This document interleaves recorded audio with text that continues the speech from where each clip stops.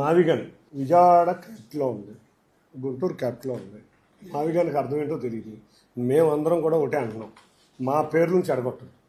మాకు విజయవాడ అంటే ఒక వైబ్రెంట్, గుంటూరు అంటే ఒక వైబ్రెంట్. అమరావతి ప్రాంతంలో గుడివాడ, విజయవాడ, గుంటూరు వంటి ప్రాంతాలన్నీ ఈ అమరావతి దానిలో భాగం.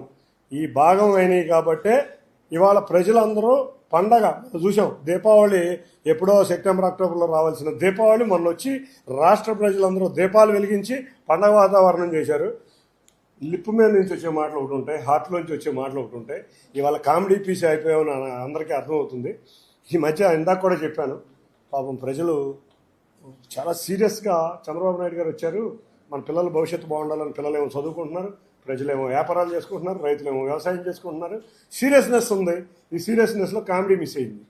ఈ కామెడీ మిస్ అయిన టైంలో కామెడీ పీస్ వచ్చాడు. ఈ కామెడీ పీస్ ఎవడో కాదు, పులివెందుల ఎమ్మెల్యే జగన్ రెడ్డి. ఈ కామెడీ పీస్ చేసింది ఏంటంటే మావిక్ గన్ అంట. పేరు మీకు కామెడీగా అనిపించలేదా? మీకే, మీ పాత్రికేయ సోదరులందరినీ అడుగుతున్నా. ఒక కామెడీ పీస్ వచ్చి రాష్ట్రాన్ని చక్కగా ఒక రోజు 2 రోజులు నవ్వించాడు. ఈ మా నాయకుడే నవ్వించాడు, మేమెందుకు నవ్వించలేమని చెప్పి కొంతమంది వచ్చారు. వీళ్ళకేమో మాట తిరగదు, మాట్లాడలేరు. వీళ్ళందరూ వచ్చి మళ్ళీ మావిగా అన్నాడు. అసలు ఏంటి బాబు మీ బాధ? ఇవాళ విజయవాడ నగరం ఉంది, మేము వచ్చాం 2014 నుంచి 19 వరకు 34 రోడ్లు వేసాం విజయవాడ నగరంలో. డబల్ రోడ్లు వేసాం. స్టామ్ వాటర్ డ్రైనేజీకి 430 కోట్లు ఆ రోజు ఖర్చు పెడితే, తీసుకొస్తే 230 కోట్లు మేము ఖర్చు పెడితే 200 కోట్ల రూపాయలు మీ ప్రభుత్వంలో డైవర్ట్ అయింది. అంతేకాకుండా విజయవాడ నగరానికి అవసరమైన సదుపాయాలన్నీ కూటమి ప్రభుత్వం చేసింది. ఇవాళ మేము అధికారంలోకి వచ్చాం. 2019 నుంచి 24 వరకు ఒక్క రోడ్డు వేసిన పాపాలు లాక్కోవాలా, ఒక్క డ్రైనేజ్ చేసిన పాపాలు పోలా, ఒక్క మంచినీళ్ళు సరిగ్గా ఇచ్చిన పాపాలు పోలా. ఆ రోజు మున్సిపల్ కార్పొరేషన్ మీ అధికారంలోనే ఉంది, ఆ రోజు రాష్ట్ర ప్రభుత్వం నీ చేతిలోనే ఉంది. విజయవాడకు ఒక్క పని చేయలే. విజయవాడ నగరం మేము వచ్చినాక ఇవాళ సాయంత్రం విజయవాడలో 3 రోడ్లు, ఆటో నగర్లో 3 రోడ్లకు సిఆర్డీఏ ద్వారా శంకుస్థాపన చేయబోతున్నాం.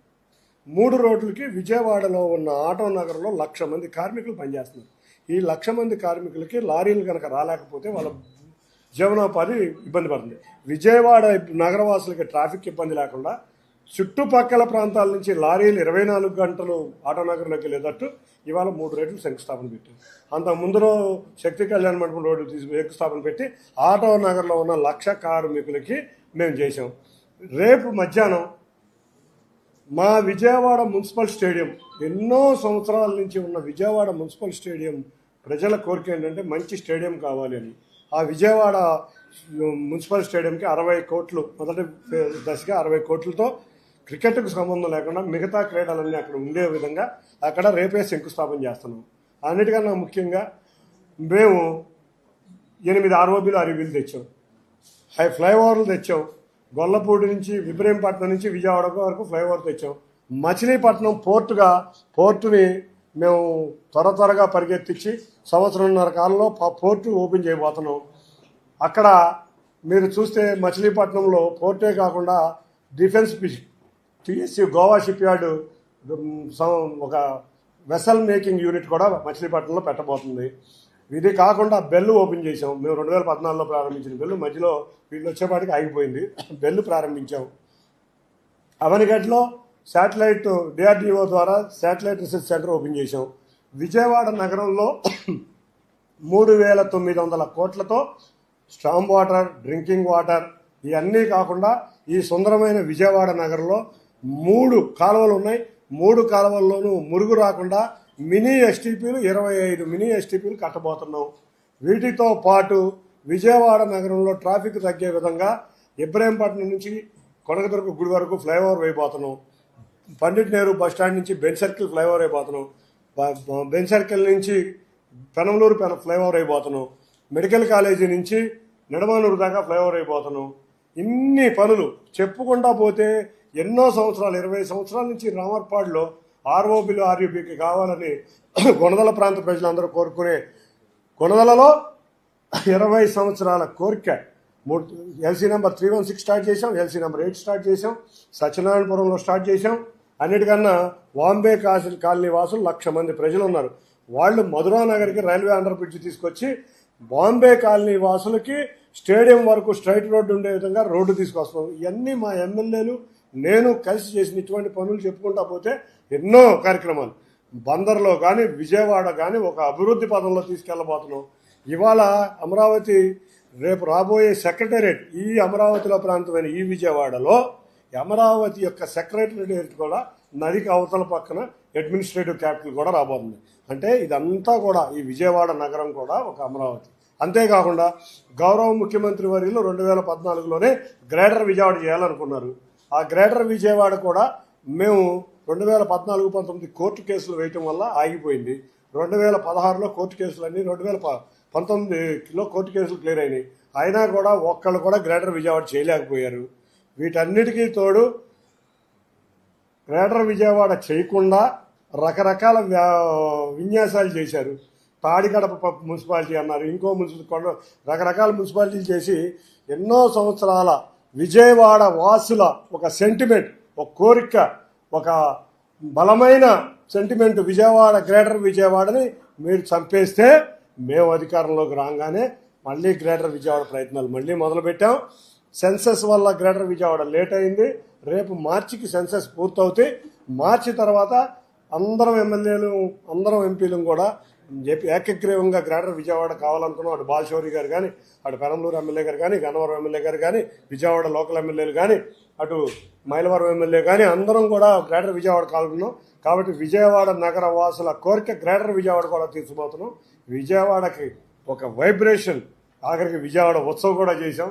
విజయవాడని ఒక వైబ్రేషన్ తీసుకొచ్చిన పార్టీ, విజయవాడని ఒక తీసుకొచ్చింది ఏదన్నా ఉంటే ఈ కూటమి ప్రభుత్వం అని ఘంటాపదంగా సగర్వంగా ఒక విజయవాడ వాసిగా సగర్వంగా ఫీల్ అవుతుంది. చంద్రబాబు నాయుడు గారికి మోస్ట్ ప్రాక్టికల్ సొల్యూషన్ ఇచ్చినాం మనం. అయ్యా చంద్రబాబు గారు, రాష్ట్రానికి ఇప్పుడే కాదు, మీరు చేస్తూ ఉన్న చర్యలతో రాష్ట్రానికి ఎప్పటికీ క్యాపిటల్ లేకుండా చేస్తూ ఉన్నారు. అలా చేయడం వల్ల రాష్ట్రానికి అసలు క్యాపిటల్ అనేది ఉండదు మీ వల్ల. దయచేసి ఇది మానుకోండి. అమరావతి అని చెప్పి నువ్వు రైతులను మోసం చేస్తూ ఉండవు, అమరావతి అని చెప్పి నువ్వు ప్రజలను మోసం చేస్తూ ఉండవు. ఆ అమరావతిలో రోడ్లు వేయడానికే, కరెంట్ వేయడానికే, డ్రైనేజ్ వ్యవస్థ నెలకొల్పడానికే, నీళ్ళు ఇవ్వడానికే, ఇలాంటి బేసిక్ వసతులు కల్పించడం కోసమే నువ్వంతటి నువ్వే ఎకరాకు 2 కోట్లు ఖర్చు అవుతుంది అని చెప్పి నువ్వంతటి నువ్వే సెంట్రల్ గవర్నమెంట్కు డిపిఆర్లు ఇచ్చినావు, నువ్వంతకు నువ్వే బ్యాంకులకు డిపిఆర్లు ఇచ్చినావు.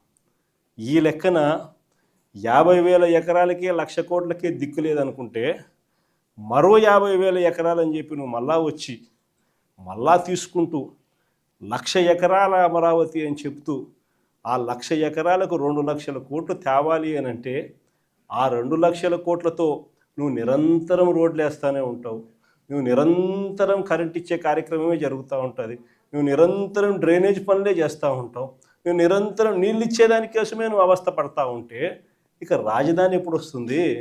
ఎన్ని దశాబ్దాలు పడుతుంది? ఇప్పటికే 12 ఏళ్ళు అయిపోయింది 2014 నుంచి ఇప్పటికే దిక్కు దివానం లేదు. ఇంకా ఎన్ని దశాబ్దాలు పడుతుందో తెలియదు.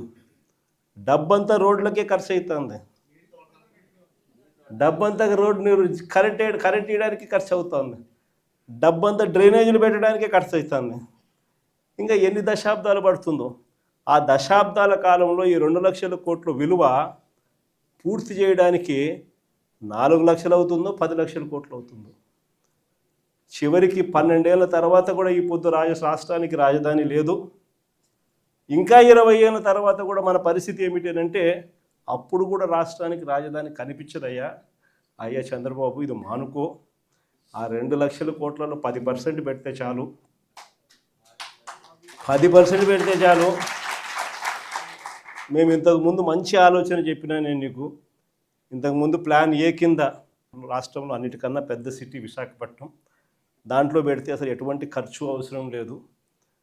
కర్నూలులో న్యాయ రాజధాని కింద అప్పట్లో కర్నూలుకు మనం మాట ఇచ్చినాము, అది నెరవేరుస్తూ అక్కడ న్యాయ రాజధాని పెడుతూ ఇక్కడే అమరావతిలో లెజిస్లేటివ్ శాసన రాజధానిని కూడా తీసుకొస్తే బాగుంటుందయ్యా అని చెప్తే నానా యాగి చేసి రాజకీయాలు చేసి అది వద్దు అన్నారు. సరే పోనీ, అది వద్దు.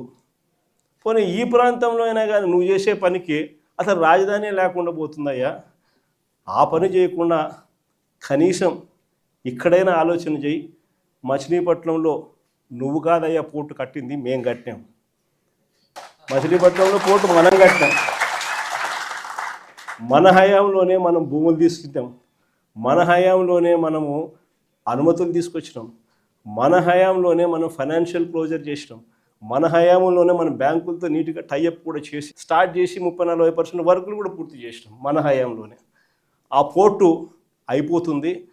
మచిలీపట్నం నుంచి విజయవాడకు కేవలం 70 కిలోమీటర్లు, విజయవాడ నుంచి గుంటూరుకు మరో 40 కిలోమీటర్లు, మొత్తం ఈ 110 కిలోమీటర్లు హైవే ఉందయ్యా. విజయవాడలో ఇంటర్నేషనల్ ఎయిర్పోర్ట్ ఉంది, మచిలీపట్నంలో పోర్ట్ వస్తూ ఉంది. ఈ హైవేకి అటు ఇటుగా ఎక్కడ నువ్వు కట్టే ఆ బిల్డింగులు ఇక్కడ కడితే దీన్నే మచిలీపట్నంలో నుంచి మా, విజయవాడలో నుంచి విఐ, గుంటూరులో నుంచి గన్ను,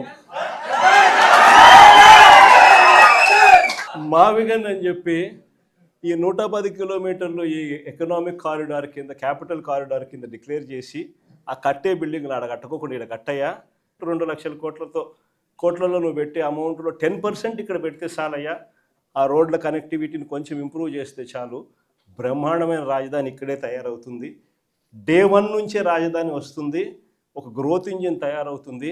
కనీసం 20 ఏళ్ళ తర్వాత అయినా మన పిల్లలు ఉద్యోగాల కోసం ఎక్కడికెక్కడికో పోవాల్సిన అవసరం లేకుండా మా మావిగంలోనే ఉద్యోగాలు దొరుకుతాయ్యా అని చెప్పి అని చిలకకి చెప్పినట్టు చెప్పినా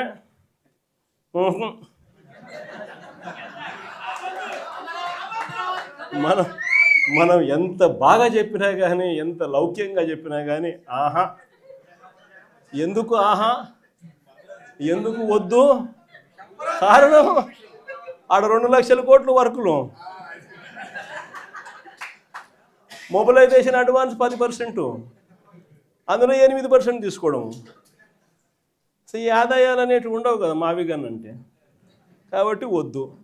దాంట్లో కాంట్రాక్టర్లు ఎవడు అంటే ఒకడు ఈనాడు వియంకుడు, ఇంకొకడు బలుసు శ్రీనివాసులు, ఇంకో బినామీ, అంత ఇల్లే దోచుకోవడం, పంచుకోవడం, తినుకోవడం. అందుకని ఆహా, జగన్ ఏం చెప్పినా ఆహా.